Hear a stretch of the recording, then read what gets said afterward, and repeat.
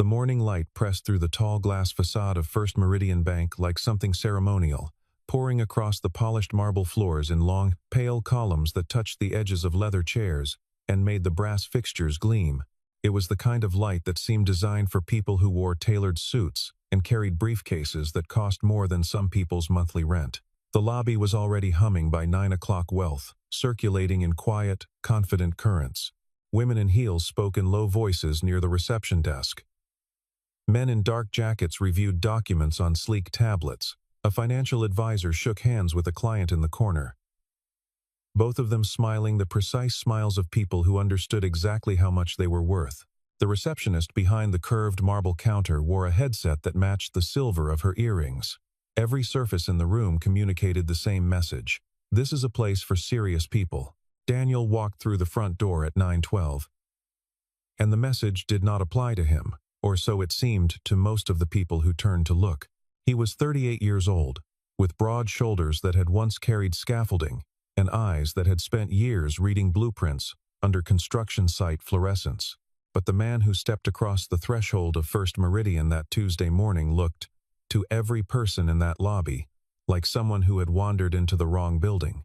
He wore a gray work uniform, the kind issued to maintenance crews, with a faded patch on the chest pocket and a sleeve that had been stitched back together at some point, and never quite matched the original color. His boots were steel-toed, scuffed at the toes, and carried faint traces of dried concrete that no amount of careful brushing had fully removed. His cap was the color of ash, the brim softened from years of being gripped and adjusted. He was not disheveled. He was not dirty. He was simply, unmistakably, a working man, and in the lobby of First Meridian, that was enough to make him an anomaly. He did not seem to notice the looks, or if he did not let them alter his pace. He walked to the number dispenser near the entrance, pulled a ticket number 47, and found an empty chair near the far wall, where he sat down, reached into the chest pocket of his uniform, and withdrew a folded envelope of documents. He laid the papers across his knee with the quiet confidence of a man who had done this kind of thing many times before, smoothing a crease from the top sheet with his thumb. His hands were large and calloused. The hands of someone who had built things with them before he had learned to build things with numbers. He did not look at his phone. He did not look around, anxiously. He simply sat, composed and unhurried, in a lobby that had already, in its subtle and collective way, decided not to take him seriously. Near the window, a man in a charcoal suit glanced at Daniel, then looked away. A woman waiting near the premium services desk let her gaze rest on him for a moment too long, the way people do when they are trying to make sense of something that disrupts the visual logic of their environment. A young couple near the door whispered something between them and smiled. Daniel did not look up. He reviewed his documents with the same unhurried focus he brought to everything. A focus that had, over the course of his lifetime, built considerably more than anyone in that room would have guessed. When the digital board above the teller windows advanced to number 47, he folded his papers back into the envelope, stood, straightened his cap, and walked forward. The teller who received him was a young woman named Claire, efficient and professional, who took his documents with a polite expression and began to process them in the standard way until she reached the transfer amount. Her fingers stopped moving on the keyboard. She read the number again. Then she looked up at Daniel with an expression she couldn't quite manage to keep neutral, excused herself with a short, careful smile, and walked directly to the manager's office at the far side of the floor. Emily Hartwell had worked at First Meridian for 11 years and had risen to branch manager 4 years ago, a position she wore with the careful pride of someone who had earned every inch of it and intended to protect every inch of it.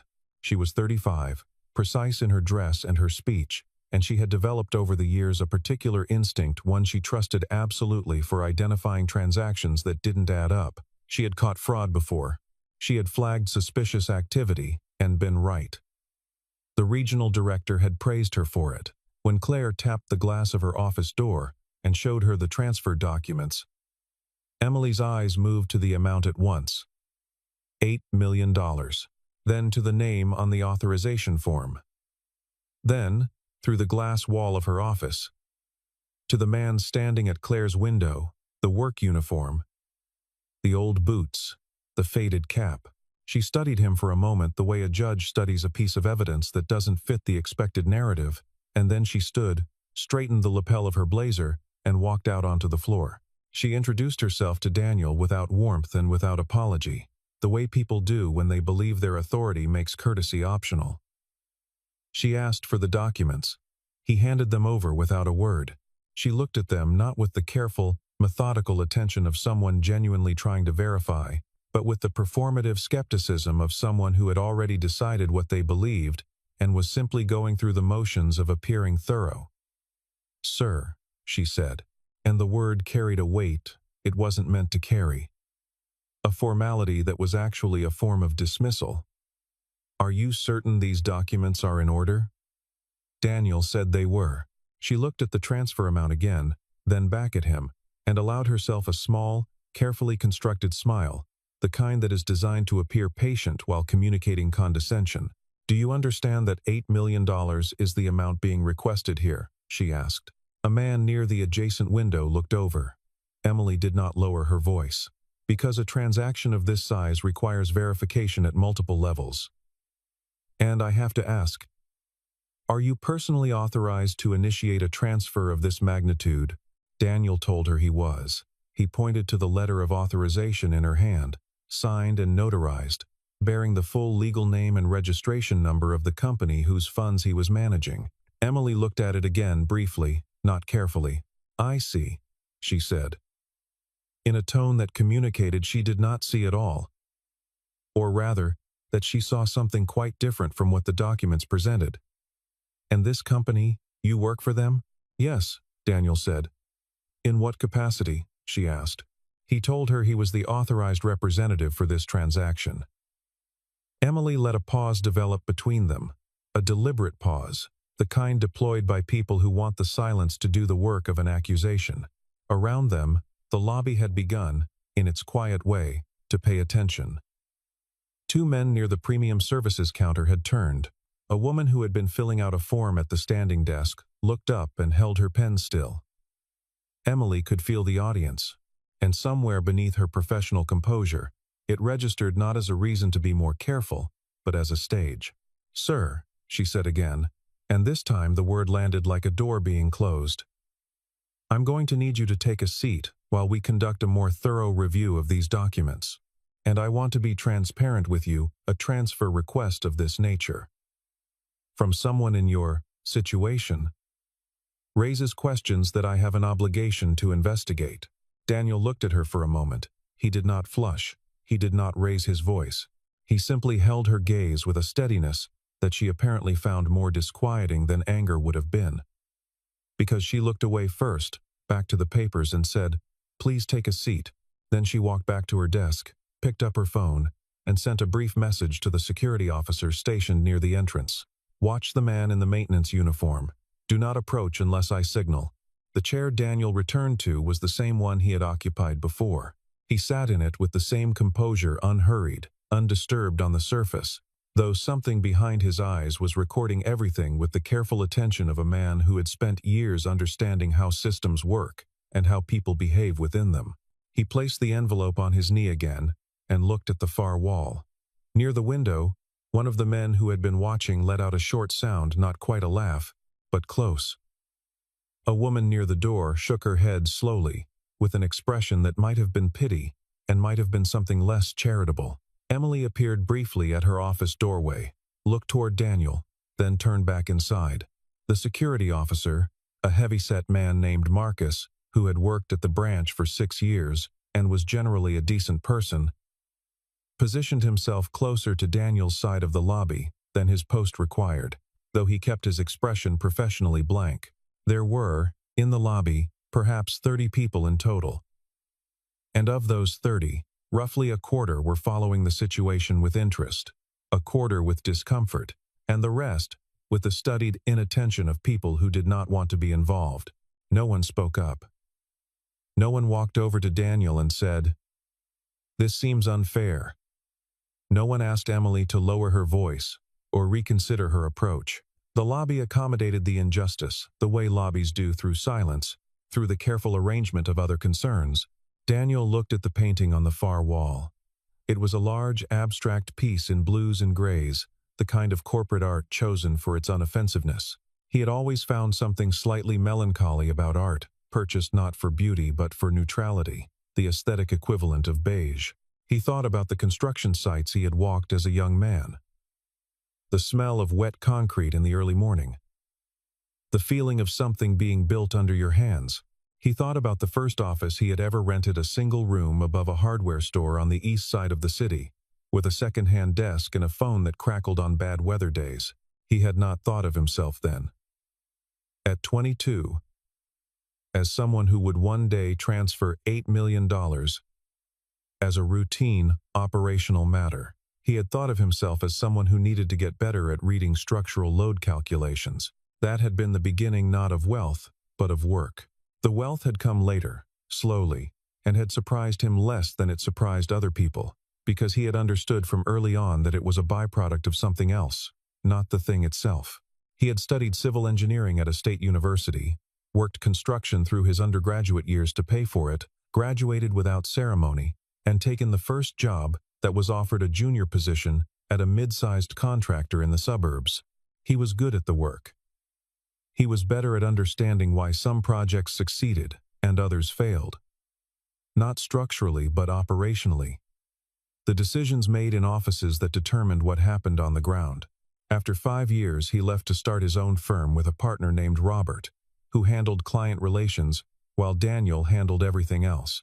The early years were difficult in the way that builds character or breaks it, and Daniel was not broken. He was methodical, patient, and had an instinct for identifying what was structurally sound, not just in buildings but in relationships, in contracts, in the quiet architectures of trust that determined whether a business would last. The partner eventually moved on. Daniel stayed. The company grew. It grew because Daniel made decisions the way he had learned to read blueprints, with complete attention to what the document actually said rather than what he hoped it said. Decades passed. The company that had begun in a room above a hardware store became a corporation with offices in 7 cities, contracts on major infrastructure projects, and a portfolio worth several $billion. And Daniel had done the thing that surprises everyone who hears about it. He had stepped back. Not out back. He remained the majority shareholder. He sat on the advisory board. He made the kinds of decisions that never appeared in press releases, but determined the direction of everything.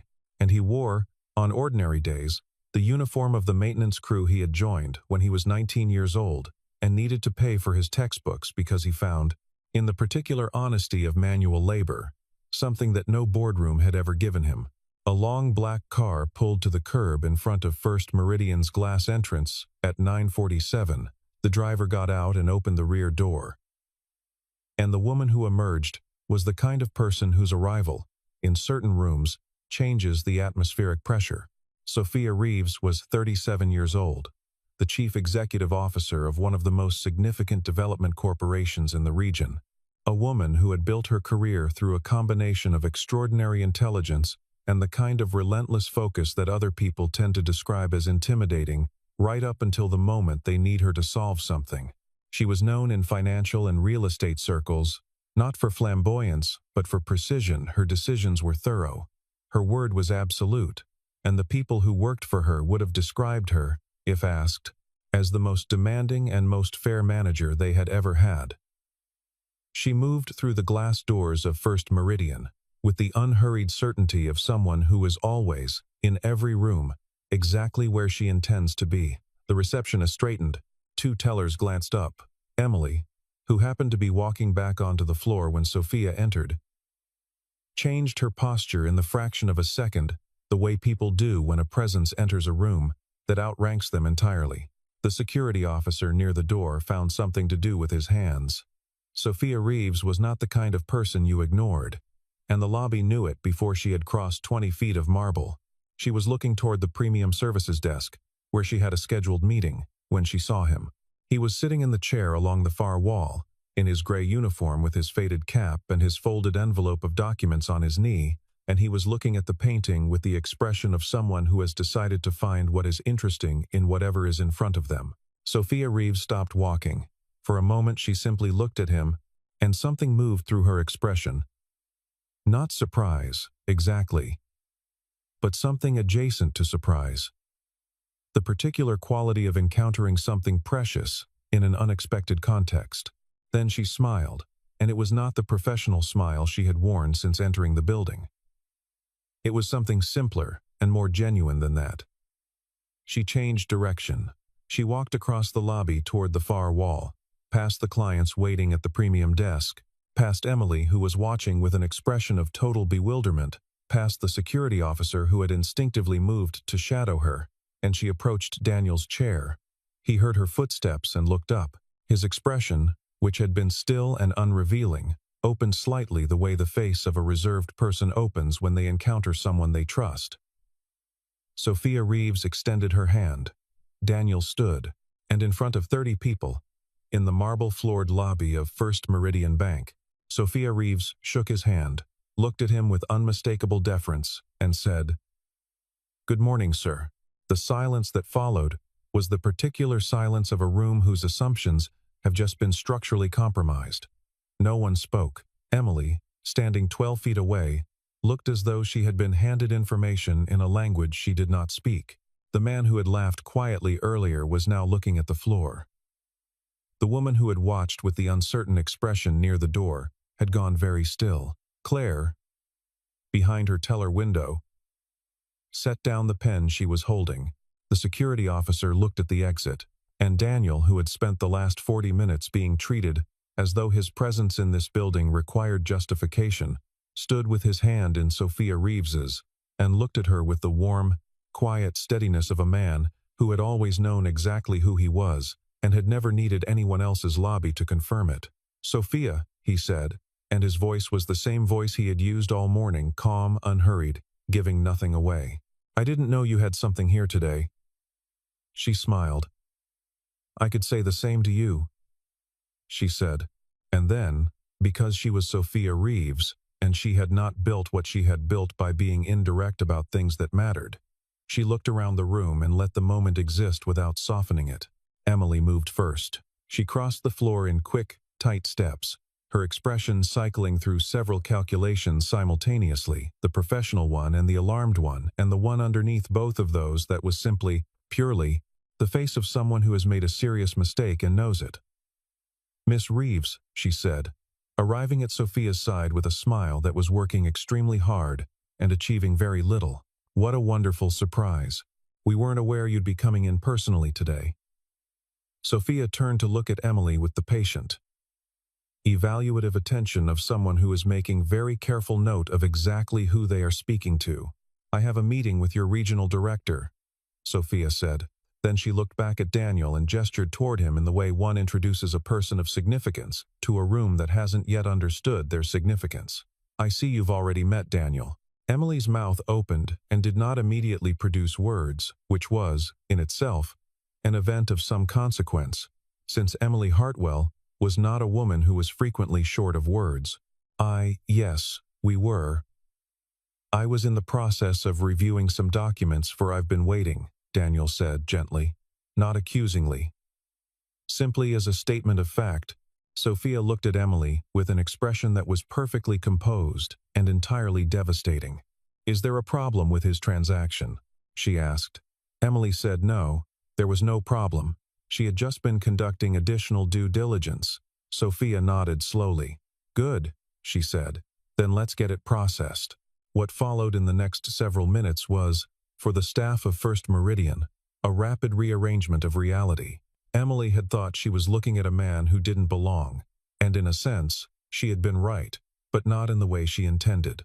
Daniel did not belong in the category she had placed him in. He belonged in a category that, if Emily had known about it before he walked through the door, would have produced an entirely different morning. Sophia Reeves, standing in the lobby while Claire hurried to complete the processing that should have been handled 40 minutes earlier, spoke to Emily in a quiet, even voice that was somehow harder to endure than shouting would have been. She explained that Daniel was not merely authorized to conduct the transfer. She explained that Daniel was the reason the company existed, that 31 years ago, he had built it from the ground up. from a single project on the east side of the city, from a second-hand desk, and a phone that crackled in bad weather. She explained that the company that was transferring $8 million that morning through First Meridian was, in no small way, the reason First Meridian had the construction financing contracts that made this branch one of the most profitable in its region. She did not raise her voice. She did not perform satisfaction at Emily's discomfort, though Emily's discomfort was considerable and visible. She said these things the way someone states facts that should have already been known, with the quiet precision of someone correcting a record that should not have needed correcting. The lobby had thinned slightly in the interim, some clients completing their business and leaving, others newly arrived and unaware of what the room had just witnessed. But there were still enough people present, perhaps 20, to make Emily's position exquisitely uncomfortable. She stood very straight. Her hands, at her sides, were not entirely still. Sophia had not yet finished. Daniel has been one of the most significant clients of this bank's institutional arm for over a decade, she said. He chooses, for his own reasons, to live and present himself as he does, and I think anyone who has worked in finance long enough should understand that the people who have built the most are rarely the ones who need to perform it. She paused. I understand that proper verification is important. I understand that there are procedures. But there is a difference between due diligence and contempt. And I think this morning crossed that line. Emily did not argue. She said yes, and she was sorry. And she would personally ensure the transaction was completed immediately. She said it to Sophia, and then she turned to Daniel, and she said it to him. And the apology she offered him was not the brisk, self-protective kind. It was the kind produced by someone who has genuinely, in the past hour, been made to understand something they had not previously understood, and who is standing at the precise, uncomfortable frontier of that understanding. Daniel listened to her apology without expression for a moment. He did not wave it away, but he did not receive it with the warmth of absolution, either. When she finished, he looked at her with the same steady, unhurried attention he had brought to everything that morning. And he asked her a question. He asked it quietly enough that only those nearest to him heard it clearly, though it would be repeated, later, by everyone who had been in the room. Which procedure, he asked, specifies that a customer should be made to feel ashamed? Emily had no answer. The question was not rhetorical in the sharp, combative way of questions designed to humiliate. It was a genuine inquiry, the kind of question asked by someone who is trying to understand the system and has found a gap in it that the system has not yet acknowledged. Emily looked at him and said nothing, because there was nothing to say. No procedure said that. No manual contained it. And yet it had happened in a room full of witnesses, in a bank that prided itself on professionalism and service, and it had happened because Emily Hartwell had looked at a man in a work uniform and processed him through a set of assumptions, so automatic she had not even recognized them as assumptions. She had called them instinct. She had called them diligence. She had called them protocol. And Daniel, with 5 words, had made it very clear what they actually were. He did not say anything further to Emily after that. He had no speech prepared, no catalogue of grievances to deliver. He was not a man who confused volume with significance, or duration with depth, but Sophia, standing beside him, caught the look on his face, that quiet, complex expression that she had seen many times over the years she had known him, and she understood that there was something more he carried, something that the morning's events had not created but had merely surfaced. She waited, and after a moment, Daniel looked around the room at Emily, at the tellers, at the clients who remained, at Marcus, the security officer who was now standing near the window, with the expression of a man deeply reconsidering the morning's decisions, and he spoke, not loudly, not formally. Simply, in the voice of someone who has learned things at considerable personal cost and sees no reason to keep them entirely to himself, he said that he had spent many years doing the kind of work that made him invisible to people like the ones in this room. He said it without bitterness, as a statement, not an accusation. He said that in those years, he had been called things he would not repeat, and had been looked through in ways that a person who has never been looked through cannot fully understand. He said there had been mornings when he had walked into buildings, not this building, but buildings like it, and felt the collective weight of other people's contempt settle onto his shoulders like something he was expected to carry without complaint. He had carried it, and he had watched, in those years, very carefully, the way people behaved when they believed no one important was looking. He had watched who held doors and who let them close, who offered basic courtesy and who required a reason to offer it, who saw a person and who saw a category. He told them that the things he had watched had taught him something he considered more valuable than most of what he had learned in the boardroom. That character, the real, structural character of a person, was most accurately read in the moments when they had nothing to gain by being kind. He said that he did not hold what had happened that morning as a personal wound. He had experienced considerably worse, and he had survived it, and he had built things despite it, and that was its own kind of answer to contempt. But he said that if anything useful could come of the morning, he hoped it would be this, that the people in the room would leave and carry something with them, that they would find, in themselves, the ability to extend basic courtesy not as a reward for someone's credentials but as a default, a starting position, the baseline of how human beings owed it to each other to behave. There was a young woman standing near the premium services desk who had heard everything. Her name was Kayla, and she was 24 years old, 3 months into her position as a client services associate, her first real job after graduating. A job she had been genuinely proud of and had, this morning, watched with growing discomfort as her branch manager publicly humiliated a customer whose papers were in perfect order. She had said nothing. She had not intervened. She had told herself it wasn't her place, and she had continued telling herself that right up until the moment Sophia Reeves walked in and the reality of what she had witnessed reassembled itself into its true shape. Now she stood very still, her hands folded in front of her, and she was trying not to cry, not from grief, but from the particular feeling of recognizing something in yourself that you did not like and understanding, clearly, and with no avenue of escape, that you had to decide what to do about it. When Daniel finished speaking, Kayla looked at him and said, in a voice barely above a whisper, "I'm sorry. I didn't say anything."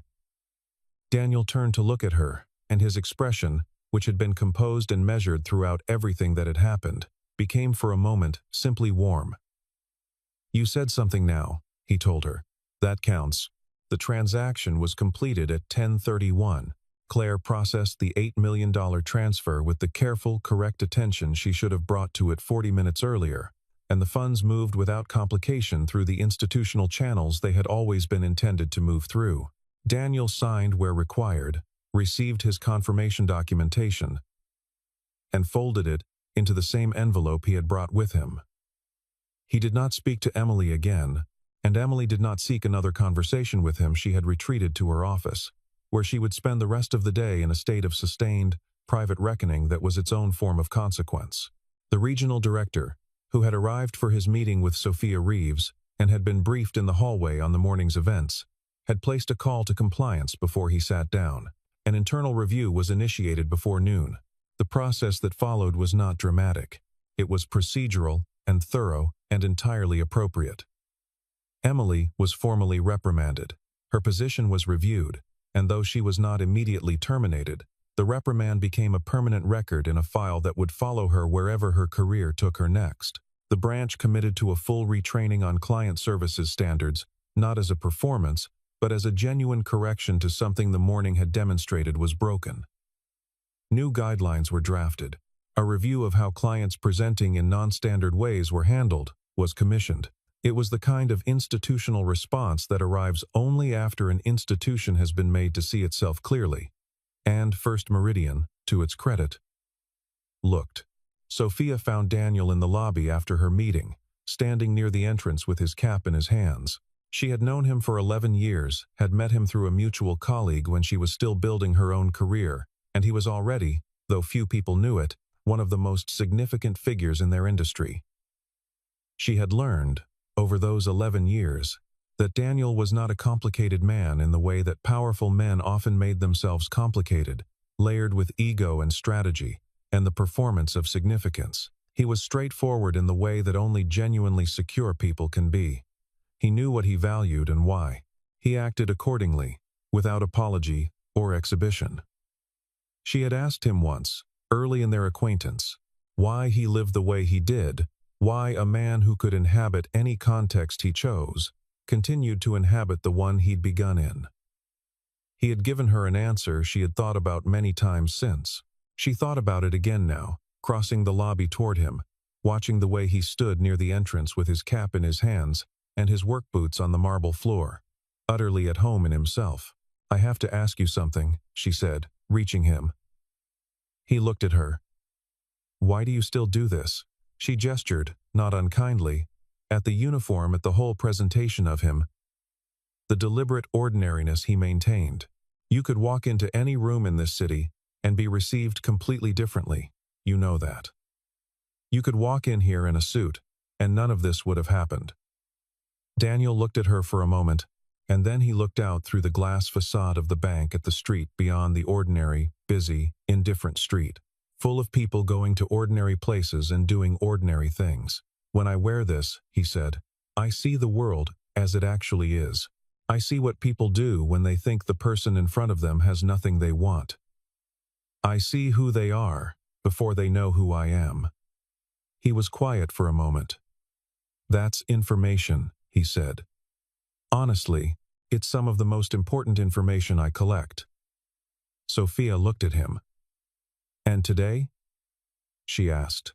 He turned back to her and gave her a slight smile, small but genuine, the smile of a man who has not lost his sense of the absurd despite everything.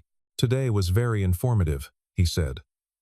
She laughed a short, real laugh. "I imagine it was." She paused. "Are you all right?" He considered the question with the seriousness he brought to all genuine questions. "I'm fine," he said. "I've had worse mornings." She nodded. "I know," and she did know she knew some of the history. The years of construction sites, and early morning phone calls, and the kinds of negotiations that left marks. She knew that what had happened in the lobby of First Meridian was not the worst thing that had ever been done to Daniel, and that the composure with which he had handled it was not performed. It was earned. It was the composure of a man who had decided, at some point before this morning, exactly how he intended to move through the world, and had not since been persuaded otherwise. Outside, the city was continuing. The street was bright and ordinary, crowded with people who would never know what had happened in the marble lobby behind them. A delivery truck double-parked, and a driver climbed out with a cart stacked high with boxes. Two students walked past, arguing about something with the total absorption of people for whom the argument is, at this moment, the whole world. A woman with a stroller stopped to look at something in a shop window, life occurring at its normal, unremarkable frequency, the frequency at which most of what matters actually happens. Daniel put his cap back on, adjusting the brim with the same motion he had used for 20 years. He picked up the thin leather portfolio in which he kept his documents, the only concession to the magnitude of the transaction he had just completed, and tucked it under his arm. He looked at Sophia one more time. "Thank you," he said. Not for defending him, she understood that, but for the other things. For 11 years of treating him as the person he actually was, regardless of what he was wearing. For the ease with which she had crossed the lobby and extended her hand. For the naturalness of times. "Good morning, sir," offered not as a correction to the room's assumptions, but simply because it was true. She nodded. "Same time next quarter?" she said. He smiled. "I'll be around," he said, and he turned and walked toward the door. Kayla was at the door before he reached it. She had moved there deliberately, while he was talking with Sophia, walked from her station and positioned herself near the entrance with an intention she had not entirely articulated to herself but understood clearly enough. When Daniel reached the glass door, she pulled it open and held it.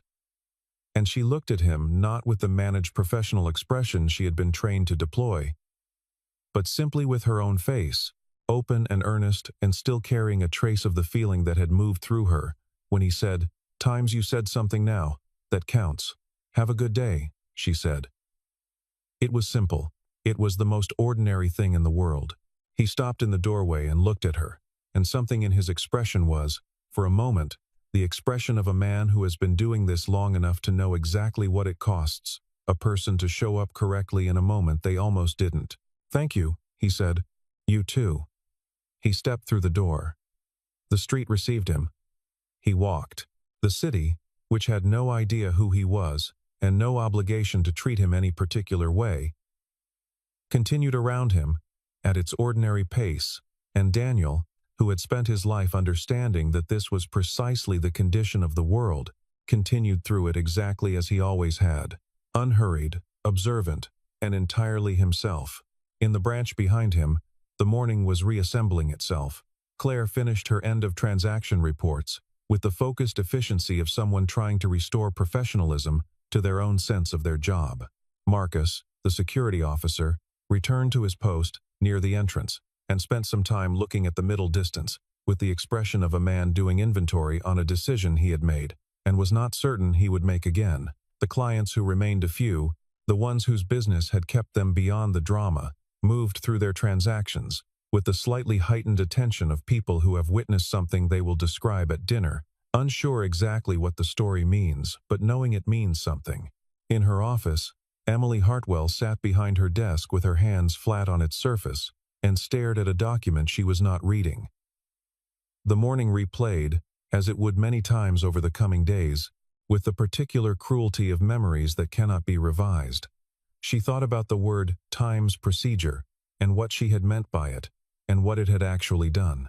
She thought about the question Daniel had asked, quiet, precise, entirely without theater, and she found that it continued to work on her in the way that simple, accurate questions do, dismantling the structures you built to avoid the answer. She had done something unjust. She had done it in front of witnesses. She had done it to a man who deserved none of it, and had responded to it with more dignity than she had brought to the inflicting of it.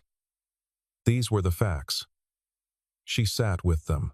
She thought, too, about the years she had put into this branch, the early mornings, the performance reviews, the careful attention to metrics and compliance, and all the measurable things by which her career had been advanced. She had been proud of her record. She had believed, genuinely, that she was good at her job.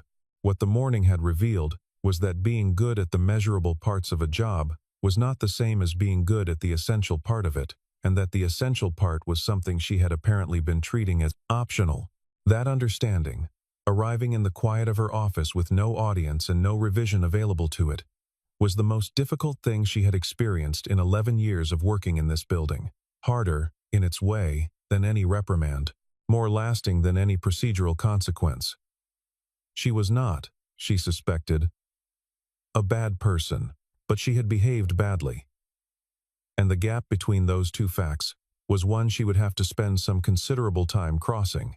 Outside, Daniel turned left onto the main avenue and walked 2 blocks to where he had parked his truck, a pickup, several years old, practical and maintained, nothing that announced anything about him. He put the portfolio on the passenger seat, started the engine, and let it warm for a moment in the way that people who have had old vehicles for a long time let engines warm. He thought about the morning with the systematic attention he brought to significant events. He thought about Emily, and found that what he felt toward her was not anger. Anger had been available to him, and he had declined it. Not because he was incapable of it, but because he had, a long time ago, made a decision about where he spent his internal resources. He thought about Kayla and what she had said, and that he had meant it when he told her it counted. Small corrections, offered at the difficult moment they compounded, the way all small things did. He thought about Sophia, and the ease of her, and felt the particular gratitude one feels for people who are consistent.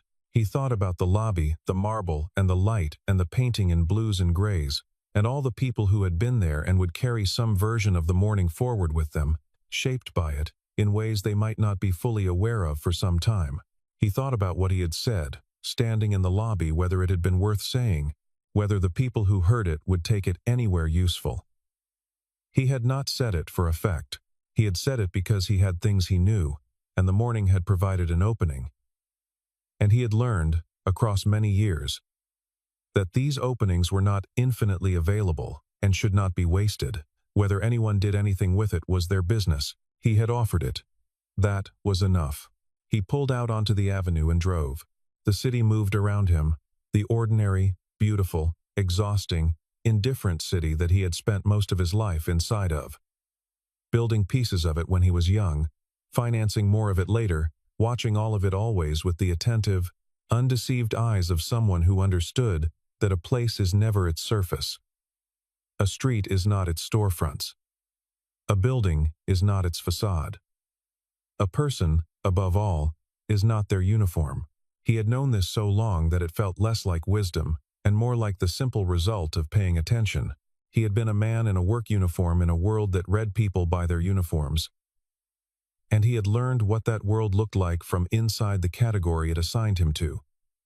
And he had built, from that position, something real.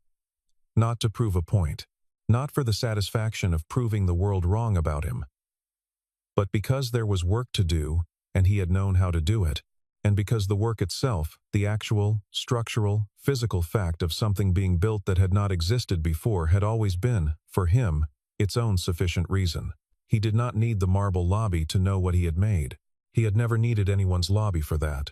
The morning after, a young man named Patrick, who worked as a junior analyst at one of the companies in Daniel's portfolio, sent an email to a colleague describing what he had heard about the incident. He had not been there, but knew someone who had, and the story had moved in the way that stories move when they contain something true about the world that people recognize immediately. By the end of the week, there were people who knew about it not in the viral and distorted way of things that move online, but in the quieter, more durable way of things that get told between people who trust each other, the way meaningful stories have always moved. The version that circulated preserved its essential shape: a man in a work uniform, a woman who had decided what he was before he opened his mouth. And the moment when reality had quietly, efficiently corrected that decision in front of everyone who needed to see it. The version that circulated also preserved, for most of the people who told it, the part they found most worth keeping. Not the comeuppance, not the reversal, but the question Daniel had asked in the lobby before he left: which procedure specifies that a customer should be made to feel ashamed? It was a question that, the more you sat with it, expanded outward from a bank lobby into the general conditions of the world, into every room where the wrong person had been made to feel wrong for being in it, into every procedure that had been invoked to formalize contempt. It was a question that did not answer itself and was not meant to. It was meant to be carried. It was meant to require an answer from whoever was carrying it. That was, in the end, what Daniel had intended: not a speech, not a performance, not a lesson delivered from a position of moral superiority, but a question, simple, honest, structurally sound, the kind of thing that holds weight over time, the kind of thing built to last. That evening, long after the bank had closed, and the lobby had been vacuumed, and the lights had been dimmed to their overnight setting, and the brass fixtures had stopped gleaming for the day, the city moved through the ordinary rhythms of its evening: people going home, dinner being made, children doing homework at kitchen tables, old couples watching television in the light of rooms that had held them for years. Somewhere in that city, in an apartment that was not particularly large and not particularly expensive, Daniel sat at a table near a window and ate a meal he had made himself and looked out at the streets below. He had not told anyone about the morning. He had not called his board. He had not reached out to the bank's institutional liaison or flagged the incident through any of the official channels available to him. He had let the internal process run. Sophia had ensured that, and he had let it run without his involvement. Because what happened inside institutions, and his part in the morning was finished. He had been who he was. He had said what he knew. He had completed his transaction and walked out into the street and driven home in his truck. The city below was doing what cities do at evening, arranging itself, resting and not resting, carrying its millions of lives forward into whatever came next. There was a bodega on the corner directly beneath his window, where a man he knew slightly, a retired postal worker named George, had been buying the same newspaper at the same time every evening for as long as Daniel had lived. In the building, George always said hello to the woman behind the counter, always took a moment to say something that made her laugh, always put his change carefully into his pocket, before picking up the paper and walking back out into the street. Daniel had watched this happen dozens of times without George ever knowing he was watching. It was one of the things he had accumulated over the years, a private catalog of small, decent behaviors enacted by ordinary people who did not know they had an audience, and were therefore, in the cleanest sense, completely themselves. He valued this catalog more than almost anything he owned. It was the record of what was actually possible between people when they were not performing.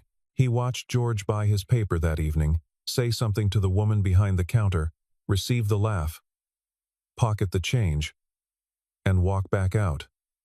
Same as always. The same as it had been on mornings when Daniel had worn his best suit to a board meeting and evenings when he had come home with concrete dust still on his boots. George did not know what Daniel was. George just said hello. He watched it for a while, finishing his meal in the comfortable quiet of a man who has, over many years, made a steady peace with the world as it actually is. Then he cleared the table, washed the dishes, and went to bed. Tomorrow, there was work to do. There was always work to do. And he intended to be ready for it. He had always been ready for it. That was, in the end, the only thing about himself he had never doubted, not his worth, not his direction, not the decision to remain in the uniform and the worn boots and the faded cap. The world would make of him what it made of him. He knew what he had built. He knew who he was.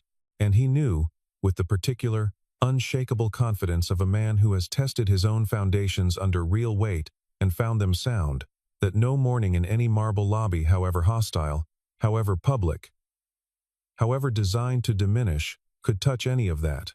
He was not made of what other people saw when they looked at him. He was made of what he had done when no one was watching. That, he had always believed, was the only architecture that lasted.